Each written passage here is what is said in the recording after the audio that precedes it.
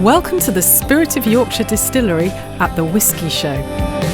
Throughout the week, we'll have sessions, live chats and videos showing on our booth.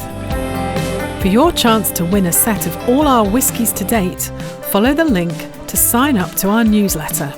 The winner of this free prize draw will be announced on Friday 9th of October at 7:30pm. We'll always be live at 2pm, 4pm and 7pm, with special sessions throughout the week. Key dates for your diary are Friday the 2nd at 6:30pm, live tasting session with David and Joe. Saturday the 3rd at 4pm, we'll be in conversation with the Swedish Whisky Girl. Saturday the 3rd at 7pm, live tasting session with David and Joe. Sunday the 4th at 4pm, we'll be talking all things malt with Munton's CEO Tim and his team. Sunday 4th at 7pm, live tasting session with David and Joe. Friday the 9th of October at 5pm, discussing barrel-aged beer with Alex from Wold Top Brewery. And finally, Friday 9th of October at 7pm, rounding up and picking the winner of our free prize draw. And you can always ask us questions using the chat function. These films were part of our Field to Bottle Facebook Live series that we ran every Wednesday for 12 weeks over lockdown.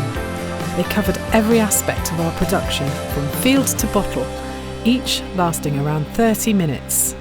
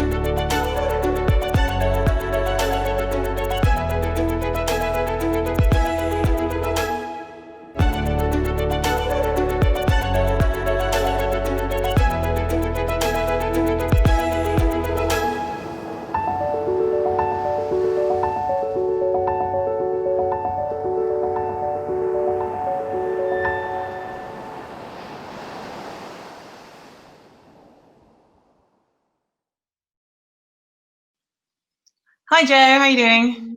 I'm good, Jenny. It's been a busy day today. It's been a lot of PX sherry casks today have been tasted. So it's been hard going. Hard going on a hot day, but you've just been sat in that chair, yeah? Yeah, the heat. It's not too bad here actually. It's been pretty good. It's been pretty pretty kind of mild. It's not been closing in around you. Yeah, doing kind of whiskey tasting work when it's really hot. Yeah, isn't fun. No, that's pretty tricky. Yeah, it's. I mean, you can't really see it. Super muggy here. Actually, there's been basically a non-stop sea fret for about the last 3 days. So you've never really been able to see too much past the kind of the end field. But it's just been so warm and so still that the wind turbines aren't going, and that is unusual for up here, really. Mm-hmm. Usually there's at least somewhere you can't stand up because you're going to get blown over. So we've got a few people who've joined us already, so we'll just sort of chat through a couple more seconds, just as more and more people join on. But for those who are with us already, thanks very much for joining us. Welcome to Field to Bottle number 7. So we're in our 7th week now, and today you've got me. I'm Jenny, and I'm joined by Joe, who's our whiskey director. I've got some snazzy banners in a second. And we're going to be talking about Filey Bay First Release, which was our first ever single malt whiskey. So expect a little bit of nostalgia, I'm afraid, today. as Joe and I get a bit teary-eyed about the fact that it was nearly a year ago that we launched that. So okay, well let's get started properly now. We've got quite a few people on, so welcome everybody. Field to Bottle number 7, and we're talking about Filey Bay first release here. So I'm Jenny, I head up the marketing here at the Spirit of Yorkshire Distillery, and I'm joined today by Joe Clark, who I'm sure many of you will know, but he's our Whisky director. You can say hi. Hello. You're allowed to speak now. Good. Yeah. Hello, everybody. Thanks for tuning in. So as we said, today we're going to be talking about Filey Bay first release. So this was our, well, we'll just get stuck in and get cracking on it already, but this was our first ever single malt whiskey. So a big moment for a fledgling and new distillery, because there was a lot of time waiting for this, not just the 3 years of maturation, but the kind of the 3 or 4 years before that, when things went from an idea into an actual reality, with the building and the stills, and then actually making stuff through the stills and putting it in the casks. So hello. So as ever, if you've got any questions at all during the broadcast, feel free to just bob them into the comment section, which I think is just below this video here. They'll pop up on our screen, and we'll keep an eye on them and answer them throughout the broadcast. It might be at that moment in time, or we might save it to the end, depending on what's going on. So without further ado, Joe, let's get started. So Filey Bay first release, what's your overwhelming thoughts about Filey Bay first release? It was crazy. We all collectively put so much into it and worked so hard and so kind of tirelessly. And that's not just for the time that we've been laying down the casks, as you rightly mentioned. In terms of time invested, it's way before that for Tom and Dave. Going right the way back to the kind of when discussions seriously started about the distillery. But when you spend 3 years in a production process to make something, you'd think you'd have enough time, wouldn't you? And yet you still end up at this sharp end where things are coming together. So it was a busy time, and it is staggering looking back what we managed to achieve, such a small group of us, I think. What would that? It's hard to pin it down to one thing, Jen, to be honest. There was an enormous amount of relief once it was out there. I think that was it was going, and people were enjoying it and tasting it, and it was out there. That was incredible. It was a massive moment for all of us. And it was something that I know everybody collectively was incredibly proud of, and rightly so. Yes, I think what we'll do is we'll go back, not quite to the beginning, because that's a bit too far, but we'll go back to probably around, I'd say probably about this time, maybe a bit later on in 2018. So let's say about August 2018, and that's when we knew we were going to be releasing a whiskey in 2019. We knew that 2019 was the kind of the X year for whiskey from the Spirit of Yorkshire Distillery. But what we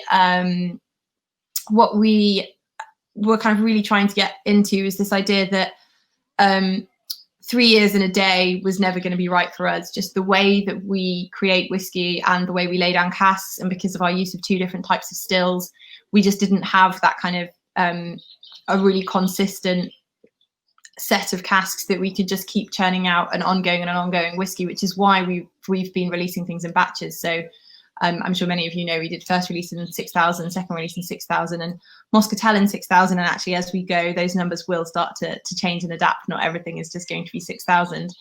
And that's why first release was quite special, because it can never really be replicated because of so many different factors that went into it. Mm-hmm. Yeah, I mean, it's very much it's like a chapter in a book for our distillery, and it's never coming back. That's for sure. There's still we still got lots of stock from 2016. I think one of the things that some people have asked me in the past with this, I'll just quickly mention it, is even though this was a combination of casks from 2016 that would lay down in 2016, we still do have other casks from 2016 that we can draw on in the future. But it's long gone, isn't it? It sold out in, I think, it 5-6 weeks? Look, it was gone.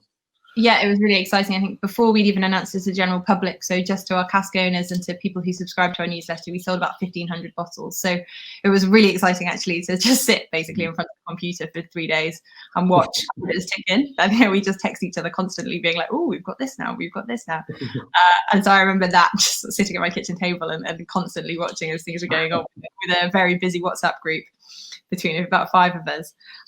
So anyway, we've already gone off topic. So August 2018, that was when we really started to get things moving. So we knew that we had to think about a year out. My background is advertising and marketing, and also a lot of packaging too. So one of the things that we were really keen to do is to make sure that we had a design and a look and a bottle that really reflected the quality of what we thought the quality of the whiskey that was inside the bottle would be. So that was crucial to us. So we opened up a design brief to a number of different agencies, and we had just such a fantastic couple of days of pitch meetings where people came back to us with lots of different wonderful ideas.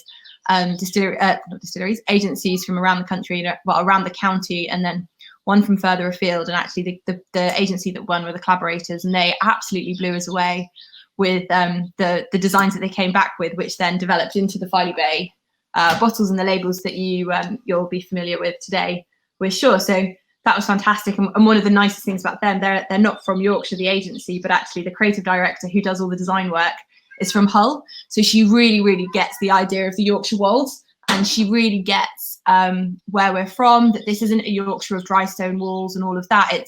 It's very different. The Wolds and the coast aren't necessarily the Yorkshire that you see on the side of a Yorkshire tea packet, for example, and that was fantastic. And so the ideas that they came back with were wonderful. We talk a lot when we're talking about the distillery about respecting tradition but doing things our own way, and that was also really crucial with the packaging. So we weren't trying to totally disrupt the category and come out with something wacky that no one in the whiskey industry or the gin industry, spirits in general, had ever seen before. It's not really who we are as a business, and we needed to stay true to our personality.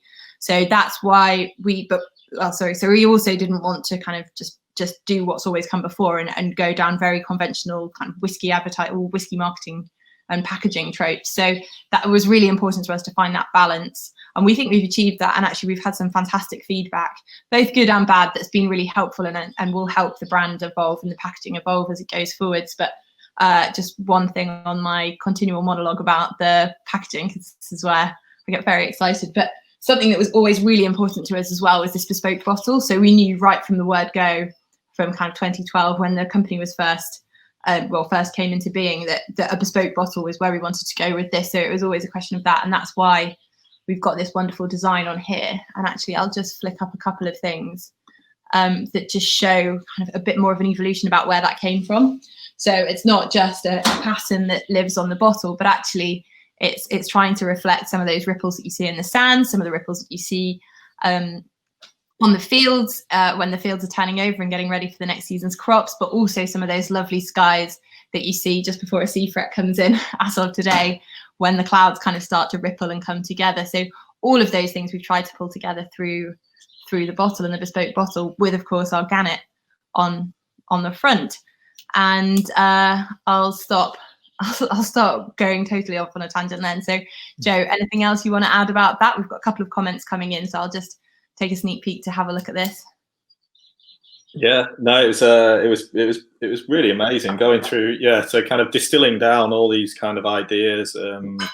It took an enormous amount of time. It was, certainly wasn't just 2 or 3 hours work deciding what this is going to look like. The ongoing discussions of it were really in depth, and we put an enormous amount. Again, it's just another element of it which required a lot of attention to detail and a lot of discussion, to make sure that we got it right. And it's really nice. There's a few kind of people that have obviously vocalized how much they like it in terms of the way it looks and feels. But it's so important. You can make the best tasting whiskey in the world, but actually if it doesn't look good and it doesn't stand out and it doesn't do that spirit justice, then you're never going to sell it ultimately, or you're not going to you're not doing it proud, really. So it was really important, wasn't it? one of Tom's favorite phrases is that how something looks sells the first bottle, but how it tastes then sells all the rest of them. And so we really felt like we needed, if someone was going to be looking at it, wise words. Yeah, in a whiskey shop or in a supermarket or anywhere, or in a farm shop or any of those things, or on a friend's, a collector's shelves, and we wanted them to want to pick it up and to have a look and to touch it and to feel it and for it to stand out in that way, and then to try it and be blown away by the liquid that was inside as well. So this is all part of the thought process that we went through too. So just a quick nod before we get onto the liquid, because I know that's why many of you are here, and you're sort of humouring me by letting me bang on about the packaging for a while. But the name Filey Bay was really important too, and we had so many discussions, sat around various different tables and lists, and people coming away saying, "Well, I spent all weekend thinking about this, about what we would have called the whiskey," and we found endless old names for the areas and things about all of the different coves and the different parts of the cliffs locally as well as more kind of countryside based ones, so away from the coast and farming in Yorkshire, and then some others that were totally out there and wacky, and we went right round in circles many times, but we just kept coming back to Filey Bay, just because we all love the beach. It felt like a really strong anchoring point for the distillery. Yorkshire is an enormous county with millions of people in it, and known for a hugely diverse range of cultures, but also landscapes too. So we felt we wanted something that really tied us to our part of Yorkshire as well. So that's where Filey Bay came into being. And actually one of my favourite stories is from our launch day, when we coincided our launch day with York Whisky Festival as well. And so I was on the stand at York Whisky Festival, and a man came up to me and was asking about Filey Bay and why on earth we called it Filey Bay if we weren't actually in Filey and we were in Hummonby. And I sort of gave him all the spiel that I've just spoken about then, but he just kept going and saying, why not Hummonby? And in the end, I had to say, can you spell Hummonby? And he said, no.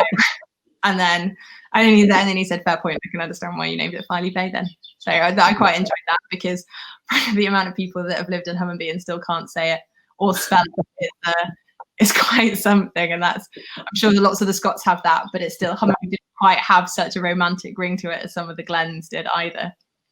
For sure. Yeah. Sure. Yeah. So Joe, I guess now I've spoken about the kind of the outside of the bottle and why we chose Filey Bay and all the different design facets that went into that. So do you want to talk a bit more about the liquid and yeah, absolutely, the important stuff on the inside? Yeah, sure. So the first work on first release in terms of the kind of the actual whiskey itself, you could really wind that back right through to the first casks kind of going down. It's hard to pin an exact origin point on when that proper, which casks are you going to start looking at that are going to make the cut for this. Big pieces of work on all the casks ahead of all the distillery projects bottlings, and when you're spending all the time with the maturing stock, you always kind of keep your eye out for the casks that are really singing and the ones that are really performing really well. And so you're kind of ongoing all the time. Every time you're going through casks, you're kind of thinking, right, well that one will potentially be in a short list for this later on. Of course, they change all the time. But I remember, kind of a big piece of work going right through all the 2016 fillings back in the spring of 16. So this was kind of May, just to kind of start to really get a really solid kind of direction of which ones we're going to focus more on and which ones we're going to go a bit longer. And then, it's a kind of process of just kind of, for want of a better phrase, distilling that down and drilling into those casks, and then the kind of rounds of sensory work you do on it. It's loads and loads of nosing, and then of course once you've nosed through and you go, right, okay, all these casks are really good. I really like these lot. These are all singing, they're tasting great, smelling great, and then you start bringing them together. And then of course when you start bringing more than one cask together, you then do all those rounds of sensory work again, and you keep doing it on different combinations. So it was really involved. It was great length of time. And the final cask that made the cut, there was fillings from July, August 2016, and yeah, there were 15 bourbon barrels and then 1 Oloroso sherry butt. Now, so we're kind of underpinning our kind of distillery character is the bourbon barrel, and creating a kind of super kind of light, easy drinking style whiskey ultimately. So when we've got a kind of core range in the years to come, that style is at the starting point. So it was really important that this first release kind of highlighted that.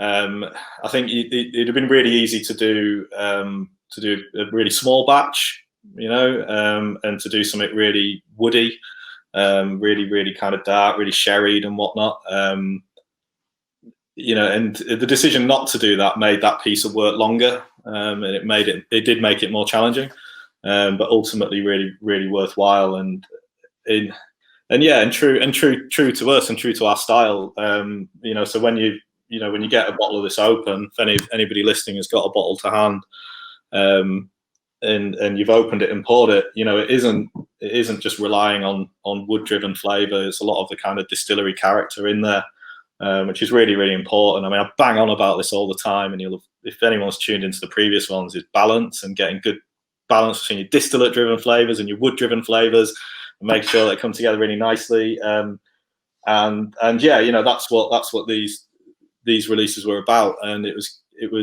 like I say, enormous amount of work, but it was well worth it when it came through. It was a big batch for a first release, 6,000 bottles. A lot of young distilleries do their first release in lots of different ways.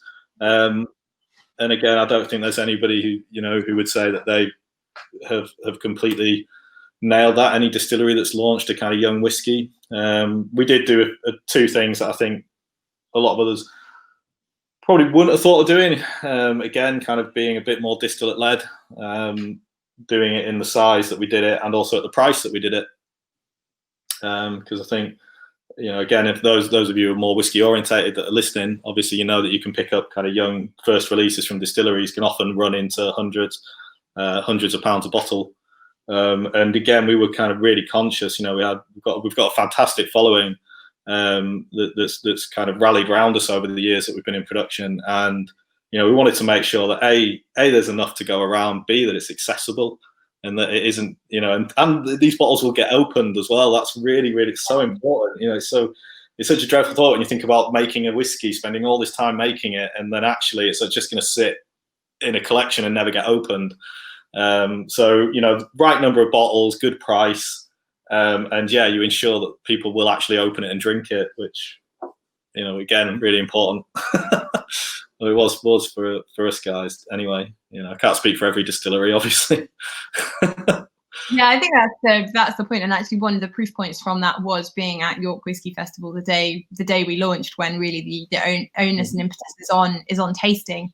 So it was quite a brutal crowd in some ways, to give our first ever release to, because nobody held back in their opinions whether it was good or bad, and we had some really strong feedback right from the word go that was really helpful actually, as all like kind of both positive and negative feedback can be, because it meant that we were able to kind of work out answers to common questions and things. But it also, what was really interesting was like standing with groups of people, and one person would say, "Oh, I can't believe you're charging this much for a 3-year-old.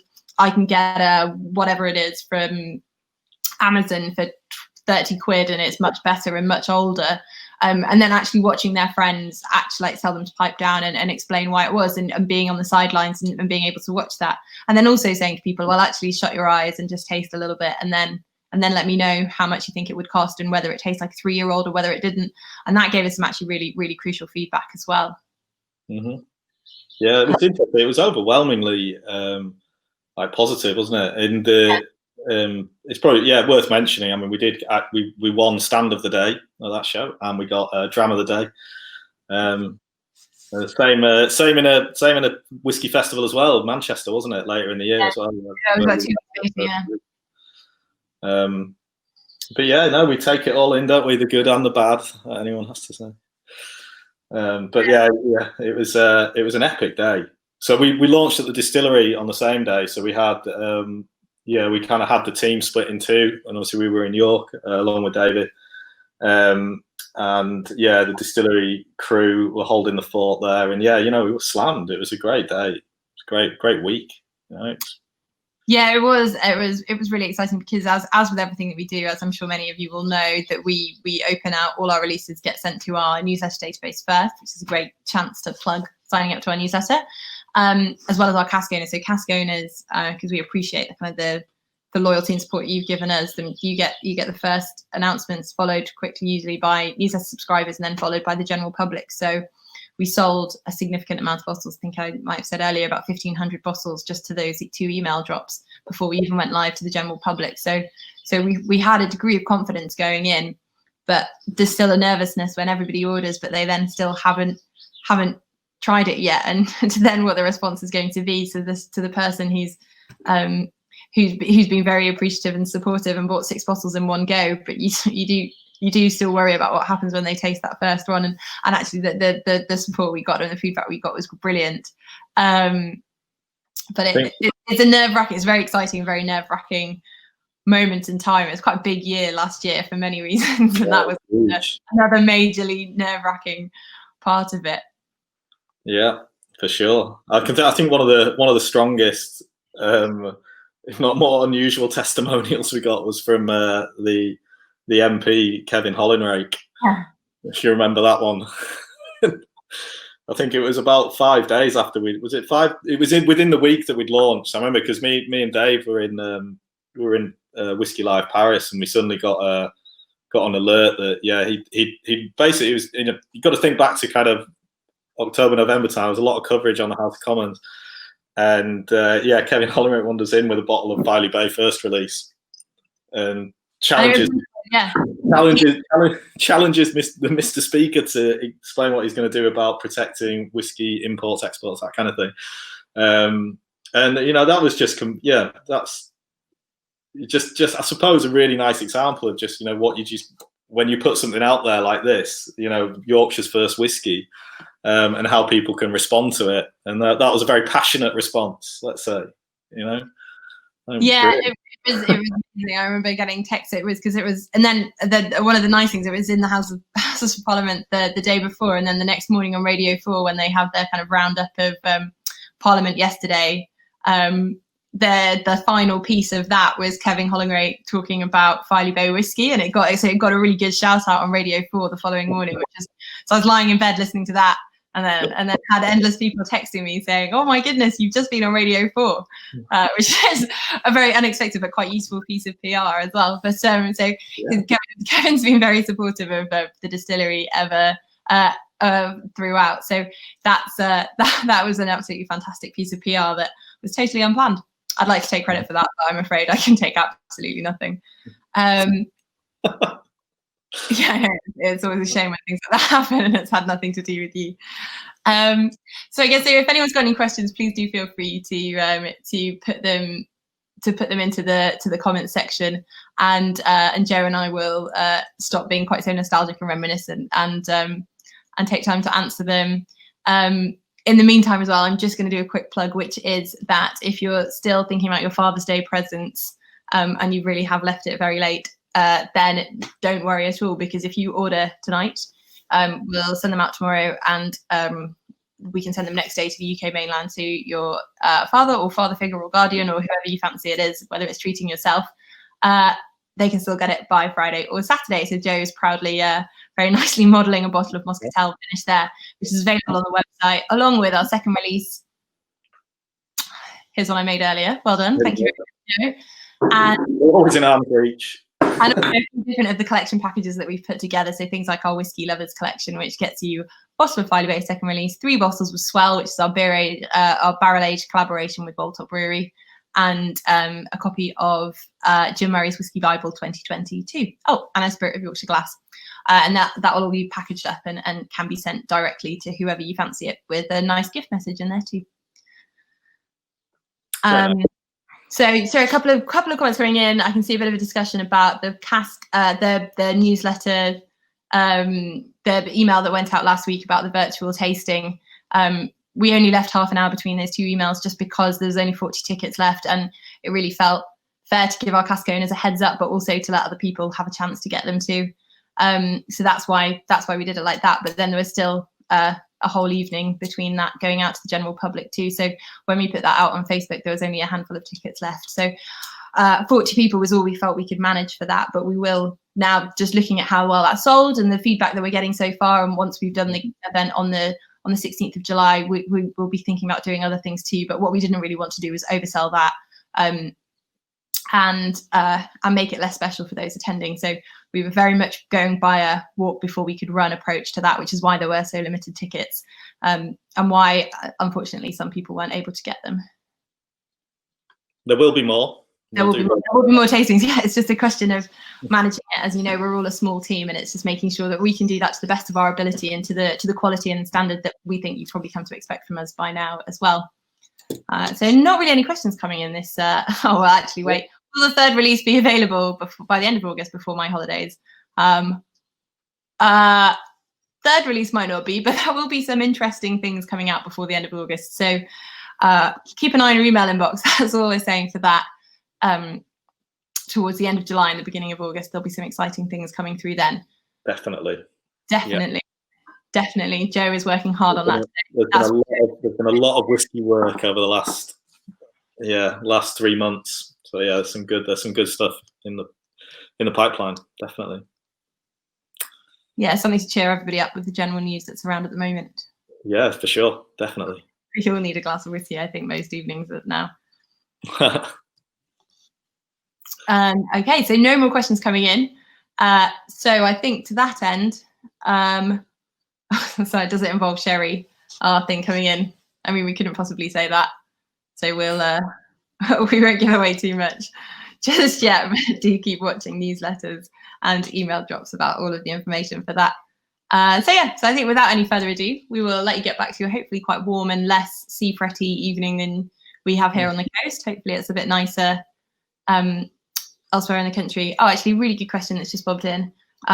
When will you be open for distillery tours again? So, I mean, the very irritating and vague answer to that is we just don't know. So we're constantly talking about it and working out how we can do it. But just at the moment, with the 2 meter social distancing rule and the size of the distillery that we're struggling to understand how we could safely do that for both customers and staff. But we're definitely thinking about it. And as soon as we have any answers and timings and dates, we'll be in touch across the various different ways in which we try to communicate with customers. Similarly, just to reiterate that hopefully many of you have seen this, but the distillery shop reopened again on Monday, which was the 15th of June. So we're currently open as a retail and bottle shop only Mondays to Fridays, 10 till 3 p.m. 10 a.m. till 3 p.m. Unfortunately, again, we still don't have the pot still coffee shop open just because of the various different guidances and regulations that we need to adhere to, obviously, to be as safe as possible. So again, we're constantly reassessing and discussing and trying to work out how we can do things, but just at the moment it's not feasible and it's not possible. Mm-hmm. Oh, great question that's just come in, Joe. This one's for you. Any plans for anything PT?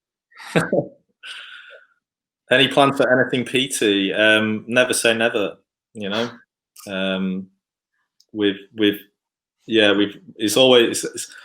It's always on, you know, the agenda in kind of production meetings and what we can do. We've got a few things we'd need to be really sure on before we took the plunge and made some peated spirit. But in terms of laying down some casks that have previously held peated whiskey, potentially, yeah, you know, there might be something interesting there. But yeah, you know, I think again, you know, we're all about kind of nice and fruity and super kind of light and soft and easy going. And so, yeah, even if we did dip our toe in the water with peated whiskey, it certainly wouldn't become the kind of the trajectory for the distillery. But yeah, you know, I'm a big fan of peated whiskey, as you rightly pointed out. And fair to say, there's some other people in the distillery team that are quite keen on that style as well. So I think it would be, I think every chance basically at some stage. Yeah, watch this space, as with everything, but this space might also be 10 years, so who knows? Yeah. There is that too. Okay, right, well, I think that's everything. So we're pretty much bang on 30 minutes, which is where we aim to be. Mm-hmm. So we'll say good night, and we'll see you next week. Cheers. Great. Thanks for listening. Cheers. Thank you. Hi, welcome to Field to Bottle number 8. We're in our 8th week now, so we'll just get a few seconds to wait for people to join in and to come join us. We're bang on 6 o'clock, which is, I think, about as early as we've actually managed to be, and it's probably about as on time as I've ever been. We can see that there's a few people joining us now, so hello. And we've really got a comment coming in, so that's great. Hi, Paul. Hi, Paul. As you can see, a bit different for me today. I've left the farm for the first time in a long time, and both Tom and I are down at the distillery, which we thought was super apt because today we're talking about stills and still setup and the building of the creating of the still house as it exists here today in Hemmonby. So, hi Jeff, how are you doing? So thanks for joining us. I can see that there's a few more eyeballs joining in, so we'll give it a few more seconds, and then we'll get going good and proper. Okay. Yep. Super. Right, okay. I think let's go. So, hello everybody. Welcome to Field to Bottle number 8. This is our 8th week, our 8th Facebook Live on a Wednesday evening at 6 p.m. Today we're talking about distillation. But internally, we started talking about distillation and said we were going to cover it off this week. And all of a sudden, we realized that it was much too big a topic to try and cover in just 30 minutes and that we'd end up definitely going over and talking. So for your own sanity and a bit for ours as well, we've decided to split this into 2 sections. So today is distillation part 1. So we're going to be talking about the still setup, how we decided on the types of stills we bought, kind of what led us to that process of when we got to the point when the liquid could start going, the spirit could start going through the stills. And next week, we'll follow on from that with part 2, and I'll be joined by Dom, I believe, who's our distiller. And we'll talk a bit more about the technicality and specifics of how we distill and why we do that and exactly what happens to the spirit as it goes through these copper elements that you can see all around and behind me. So firstly, some introductions. I'm Jenny. I head up marketing here at Spirit of Yorkshire Distillery. And today I'm joined by Tom, who's one of our co-founders. Yep, hello. Say hello. So we'll be talking all about distillation. So Tom's obviously been with it right from the start and was there kind of choosing the stills and getting into grips with things with him and David and traveling around, setting everything up. So just a few kind of things. There's a reason that we're allowed to sit this close together, and that is that Tom is also, as well as being the co-founder of the distillery, he's also my dad. A cracking job he does at that one too. And wow, that's praise indeed. That's the first time I've said that ever. She didn't even get a Father's Day card, so there we go. So we're currently in the same household, so that's why we're able to do this together. So today we're down at the distillery, and we'll be talking to you all things distillation. So any comments, just bob them into the comment section below this film here on Facebook, and we'll be able to read them. So if you see my eyes flickering onto the screen, it's probably because I'm just checking out comments and seeing what's what. And then as we're going through, we can answer those questions as we go. Some of them it might be more relevant to leave until the end, and we'll answer them there. So if we don't come to a comment straight away or question straight away, it's we'll be thinking about it at the end. And if we miss it at the end, we'll make sure we get in contact with you at some other point and answer it properly too. So without further ado, welcome to sunny Yorkshire and the Spirit of Yorkshire Distillery. Thank you. Yep. And the still house. So we're down here today. So we're going to go back to the start, I think, to begin with, right back to 2011. Yep. Yeah, the first ideas of the distillery. So I guess the first question is the stills you buy and the stills you create and develop affect the style of the whiskey you want to make. So in order to get the right stills, you need to decide on the right whiskey.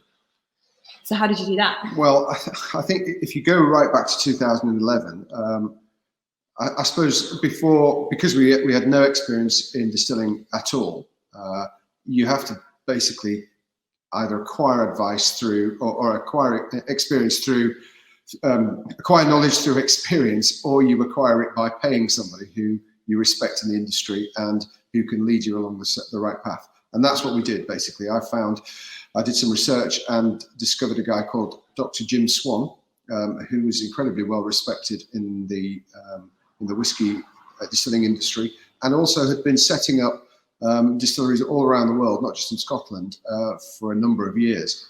And I got in touch with him, and I think the very first time we met was in a hotel just near King's Cross, when Jill and I jumped on a train first thing in the morning, and we met him over lunch whilst he was en route from Taiwan, I think, to America. And we had a really nice chat with him there. We explained what we wanted to do, what our experience of brewing was, how we envisaged something might work, how a distillery might work in Yorkshire. And obviously, we explained that, you know, we were complete rookies and we would need hand-holding throughout the process. And we had a lovely conversation with him, and he tootled off to America or wherever he was going. And we had several emails and then exchanges, and then he came up to see us. And I think that was the first time he met David and Beck. And I proudly showed him around the brewery and the mash tun that we had, and that's where I was expecting that we would be able to make the wash for the distillery and the whiskey and everything like that. And I'm about to say I could tell from his first reaction that he didn't really think that the mash setup that we had at that time was suitable for anything on the scale that we were proposing. So that led us to think, right, well, okay, we were in the process of putting a brand new brewery in as well. So we then asked his advice about the mash tun and making sure that when we built our new brewery, which actually went into production, well, we did between 2013 and 2015, to make sure that we put the right pipelines in and the right structure, so that not only could we make beer, but we could also make the wash for the distillery. It's a bit of a convoluted way of then saying, he then asked us what sort of style of whiskey we would quite like to make. And I think our first reaction was that what we wanted to do was to really make something that was accessible to everybody, not something too heavy, not something too esoteric, not something that's just a connoisseur's whiskey, but we wanted to make sure that it was available. It would be accessible to everybody, not just men, but also to ladies as well. And generally, we didn't want to exclude anyone. So that led us to the style of, quite a light, fruity style, and that then influenced the type of stills that he suggested that we buy. So tell us a bit more about those stills. What were they? Okay, the first thing you've got to remember is that you can't buy stills just off the shelf. You can't just go and say, all right, I'll have a ball still there, and I think I'll have 2 of those, and that sort of thing. So pretty expensive shopping trip. I knew you needed that. that would be beyond anybody. Well, certainly our budget. So you have to basically be very precise about what you want. And so Jim Swan explained to us about the different styles of pot still. And also the angle of the line arm and the types of condensers, and clearly one of the things that influences that is the size of the batch, or the size of the size of the batch. I can't think of another word really. The size of the batch that you want to put through. And so we went then for a configuration of 2 pot stills. One of which is the wash still, which is a boil ball. Effectively on top of the pot where all the liquid sits, there is like a ball, almost like an onion ball, which then traps the vapor as it's being driven off the liquid, and allows it to circulate with lots of copper contact, and you get quite a bit of reflux in that. That's the wash still, and then the spirit still is slightly smaller. But instead of having the boil ball configuration, which is like that and then goes up, you have a lantern, which is basically a little waist on the top of the still, which then tapers off nicely up to the top to the line arm. And again, that gives a certain degree of copper contact, and that was the balance that Jim suggested for us. And so we obviously went with that.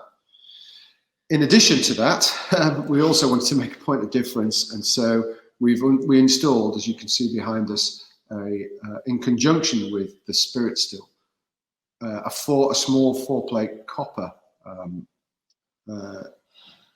column still, not allowed in a malt whiskey distillery in Scotland, but we don't have certain of the rules for making Scotch, so we were able to add that to our sort of arrangement of stills. And what that means is that we can divert the spirit vapor whenever we want into the column still, so it further we get further reflux, and we get a very much lighter spirit. But I'll let Dom talk about the intricacies of that and how we use that still next week. So just quickly, we've got our first comment that's come in. So that's coming from Paul. So don't try and read it. I'll read it out for you. Is the wash that you use from a particular Wold Top beer, or has it been created specifically for Filey Bay and Spirit of Yorkshire distillation? It is very definitely just for Filey Bay distillation. The thing, Paul, is that when we're making beer, we obviously we mash in the barley in exactly the same way. But when we're making the beer, we then take it and then take the wort, the sugary solution, and then boil that up and add some hops, and then it's fermented. But with the when we're making the wash, we bypass the kettle completely. It just goes straight from the mash tun. It's recirculated through the bed for about 40 minutes, I think, so that actually the wort is is quite clear, and then it goes straight from there. It is cooled into a fermenter, and then we put the various different yeasts in there. And we use different yeasts from those that we use in the process of making beer. So there's very definitely a different thing. So when you go into the brewery, they'll say, today is a wash day, and today we're making wash, and today we're making Wold Top Bitter, or today we're making Wold Gold. So for each different beer, there's a very different sort of first process, right, although the general principles are the same. Oh, absolutely. And what we do is, so every Monday we make 2 washes to come down here, which will then come down here on Thursday. And every Thursday / Friday, we make we do another 2 washes, which will then come down on Monday. And we'll distill those on Monday and Tuesday. Yeah. Great. Okay, so back onto the rest of what we were going to be talking about. So we've talked about the 2 different types of pot stills that we've got, and also the column. But I guess the interesting thing is, because most people will never have been through a still buying process, because it's quite unusual. So talk us through what it was like to buy the still. So how did you go about doing that? You said it's not off the shelf. So well, no, it's not off the shelf. So everything is bespoke. And so we were then obviously guided by Jim Swan towards Forsyths in Scotland, who are major still makers, probably the oldest still makers in Scotland. Absolutely masters at their craft in making stills for many distilleries throughout Scotland and the rest of the world as well. And we went up to them and chatted to them. We went with Jim. He explained the type of stills that we wanted. David and I chatted with Richard Forsyth and one of his chief engineers, Neil Bogue. And we also went just down the road as well and had a look at the arrangement that Ballindalloch distillery had, which, as it turns out, is exactly the same as ours, but the other way around. The boil ball is on the spirit still, and the lantern is on the wash still, and they don't have a column still either. But basically, it was really good because it was instructive. That gave us an idea of the size, how they fitted together. They've also got a worm and tub condensers, which are outside the building. We've got shell and tube condensers. So there's quite a lot of differences, but it gave us the opportunity to see live, close up, what these stills looked like. So we went and we talked to them. Unfortunately, at that time, back in probably 2012-13, they were incredibly busy, and they were getting big orders from some of the big distilleries who were ordering another 36 of this type of still and another 25 of that type of still. So it's just on a scale that was mind blowing, really. And we had a look around the factory, showed us around the factory, and it was noisy. It was noisy, but you could just see there was a huge amount of passion in there, and they were just masters of their craft. There's no question about that. Some of the techniques that they were using would be still exactly the same techniques that they were using 200 or 300 years ago, I'm sure. Anyway, the problem was that the lead time was going to be quite a long period. And so we went back and had a good long think about it. And our timescale, we wanted to move a little bit quicker. So David and I actually did go across to a company in Germany, and we looked at their stills as well. And they were very good, very accommodating. Yes, we can do this, yes, we can do that, and all that sort of thing. But again, they were incredibly busy as well. And although they gave us a particular lead time, that then started to be stretched and stretched and stretched. And there came a point where we felt we were really not getting anywhere. We said no to Forsyths, and then we then basically ran out of patience with the Germans because they were also very busy. And rather cheekily, it was just about the time of the Scottish referendum, the independence referendum in Scotland. And just at that time, there had been an opinion poll which suggested that they might vote for independence. And I think quite a lot of the establishment in Scotland were completely nonplussed with that. And everything was put on hold. A lot of companies stopped ordering things. They really wanted to wait until the result of the referendum was known before they were making decisions about going ahead with particular projects. So I rather cheekily rang Forsyths up and suggested to them that if everything was being put on hold, might they have some space in their schedule to make the stills for us? And really, Richard Forsyth sort of smiled a little bit and he said, "I'll see what I can do." And I said to him, "Well, as soon as you've decided what you can do, if you can do it, we'll jump in the car and come and see you." And that's what we did. And one day we set up at 3 o'clock in the morning. David, Max, who is David's son and who's an electrician as well, and who was interested because we're going to use Max for the installation. We jumped in the car at 3 o'clock in the morning and we drove up to Rothes. We had a meeting with them. We had a meeting with Richard Forsyth and Neil Bogue for about an hour and a half, and we met Jim Swan up there as well. He'd come from Edinburgh, and then we jumped in the car and came back again. And I think we did 855 miles in that day. I remember that day, yeah. It's not something I would particularly suggest that we repeated, or anybody repeated for that matter.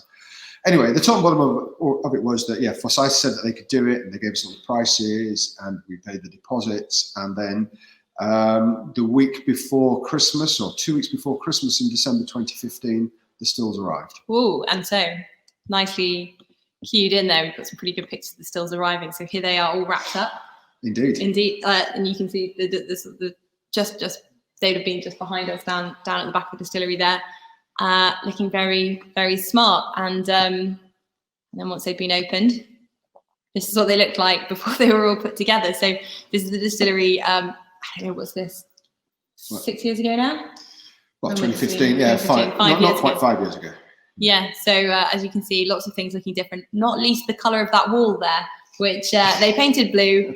And this is just a total non sequitur, like total segue out of the conversation. But this wall was painted blue and it wasn't the right blue. And then it got painted a different blue. And then that wasn't the right blue. And then it got painted another blue. And I still think that wasn't the right blue. And then finally, we've ended up with a blue that looks like this. So you can see quite a different colour, but a bit more on brand now. So that's the level of detail that's gone into building this distillery. Is if it's not quite right, then they'll repaint and redo. Maybe that's a good analogy for Tom and Dave's attitude towards things. So actually, just whilst we're on this break and we're looking at a few pictures, here's what the unit was looking like just before all the stills got in. So I guess this is helpful if you've been on the tour. So where that picture was taken from is kind of where the coffee shop looks out of. So now you'd look down and you'd see stills there, you'd see different walkways, you'd see lots of casks at the back. And then it was just a big empty space. And then an empty space that was being a bit more built in. And then an empty space that suddenly had a lot more stuff in it. So some tanks and some stills, lots of stuff happening. We did, whilst the stills were being built, whilst the distillery was being erected, we did have a camera in the corner taking a photograph every half an hour. And I'm not quite sure what's happened to that film, but then we were able to stitch it all together. And when we get our act together, we will go back and try and put that and put that on the web so that people can actually see how it actually went together. It's a bit like a time lapse, but it just is instructive as to show you exactly how it all went together. Once the stills were in place, we then had to get everything piped up. I mean, Forsyths came down here and installed the stills, all the copper bits. They did all that bit, and then we had all the drawings, the P&ID drawings to enable then local engineers. Well, I say local, but they came from Halifax, who are experts in welding stainless steel, making hygienic weldings, and they're the same guys that we used up at the brewery. And then they came in and went through everything and set up a workshop down here, and they were here for about 2 months before they got everything sorted. Okay, yeah. Yeah, so I think sort of from our point of view, we've talked about kind of the still setup, why we decided on the stills that we've done. We'll go into much more detail about that next week, where we talk about the specifics and why that kind of copper contact time matters and why that's important to our house style.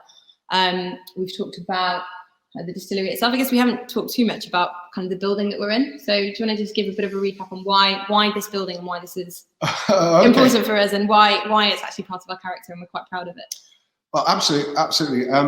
Those of you that have been to the brewery will know that it's actually it's on an isolated farm in the middle of nowhere, and it's quite inaccessible during the winter, and also it's a single track road up to it, and so cars going up and down are often having to move across to one side and then allowing the others to pass. So it's not particularly accessible. And whilst that's great from the brewing point of view, I really wanted to extend the viewing experience of the distillery and really wanted to make sure that it was accessible to the public. And at the time, David had been using this unit and for his previous business, which was marketing. And it was becoming available, and so it just seemed absolutely ideal to make this the focal point of the distillery. So it is just basically an industrial unit. I have no idea when it was built, probably late 80s, I would think. And we knocked the insides around a bit, got planning permission to put offices up at the top, and then obviously the pot still coffee shop, and also the retail space downstairs. Redid the floor, had to do the floors, put the drains in. That's how we ended up here.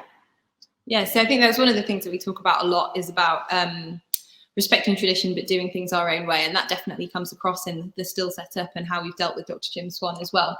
But I think one of the things right from the start everyone's always been very proud of is that this unit is this unit, and we've not tried to doctor the outside to make it much prettier than it is. Like, it's very much on the edge of an industrial estate, albeit surrounded by fields. So it does get a degree of picturesqueness from the immediate surroundings and the area around it. But what we've tried to do is then take that industrial look and bring that in through the interiors. So when you go into the coffee shop, you definitely get that. There's lots of exposed breams.